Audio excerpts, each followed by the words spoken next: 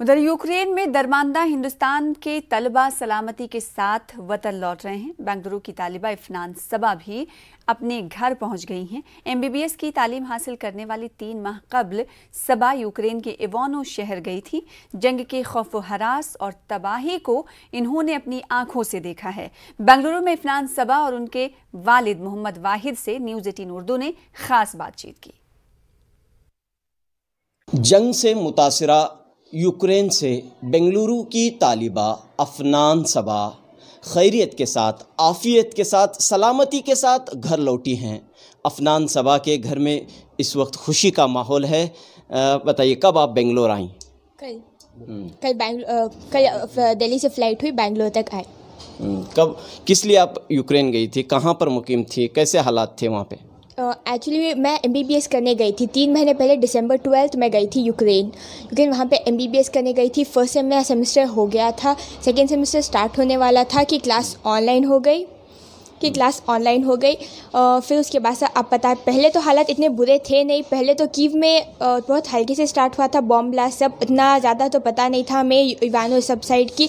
फिर उसके बाद एक दिन जिस पास ही हुआ कि फिर इवानो के एयरपोर्ट में बॉम्ब ब्लास्ट हुआ, तब पता चला कि हालात बहुत बुरे होने वाले हैं। फिर कीव और खासकीव में अभी तक बच्चे बहुत सारे फंसे हुए हैं और बहुत मुसीबत में हैं, उन्हें खाना पानी कुछ तो मिल नहीं रहा। फिर बाद हमारी जर्नी स्टार्ट हुई इवानो से। हमने इवैक्यूएट, हमें लाइट सारी रात मतलब लाइट ऑफ करके रखनी थी, ताकि अगर बिल्डिंग के लाइट ऑफ रहते तो बॉम्ब ब्लास्ट के चांसेस ज़्यादा थे, तो हम अपने हॉस्टल में लाइट ऑफ करके रहते थे। फिर उसके बाद हमारी कंसल्टेंसी जो यूरेशिया है, उन्होंने हमें हेल्प की, वहाँ से निकाला, वहाँ से रोमानिया बॉर्डर तक पहुँचाया। फिर रोमानिया बॉर्डर के अंदर हम मोर देन 8 से 10 किलोमीटर हम चलते ही रहे। फिर उसके बाद से हम पहुँचे रोमानिया बॉर्डर तक। फिर उसके बाद हमें बहुत ज़्यादा टाइम मिले, 1 से 2 दिन ले लिए हमें वो क्रॉस करने के लिए। फिर हम पहुँचे रोमानिया एम्बेसी के पास, जिन्होंने हमें खाना सब दिया, सब ख्याल रखा। फिर उसके बाद उन्होंने 2 दिन शेल्टर में रखा। फिर उसके बाद हम बस से ट्रैवल करके एयरपोर्ट तक गए। एयरपोर्ट से दिल्ली तक फ़्लाइट हुई। फिर दिल्ली में एक दिन हमें कर्नाटका भवन में रखा गया, और फिर उसके बाद 1 दिन के बाद फ़्लाइट हुई और हम बेंगलोर आए।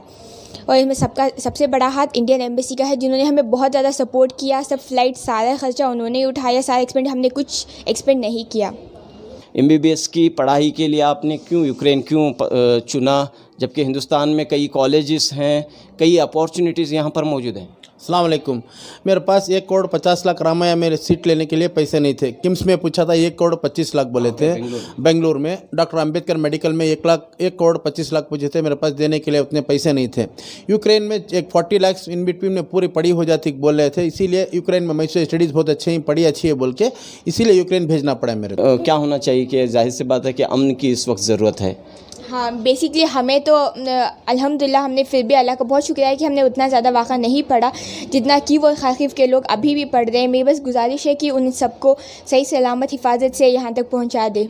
बेंगलुरु से MBBS की तालीम के लिए यूक्रेन गई हुई थी, लेकिन जंग की वजह से इन्हें वापस आना पड़ा, और अफनान सबा के अहले खाना इस बात को लेकर मुतमईन हैं, खुश हैं कि उनकी बेटी बहिफाजत हिंदुस्तान लौटी हैं, वतन लौटी हैं।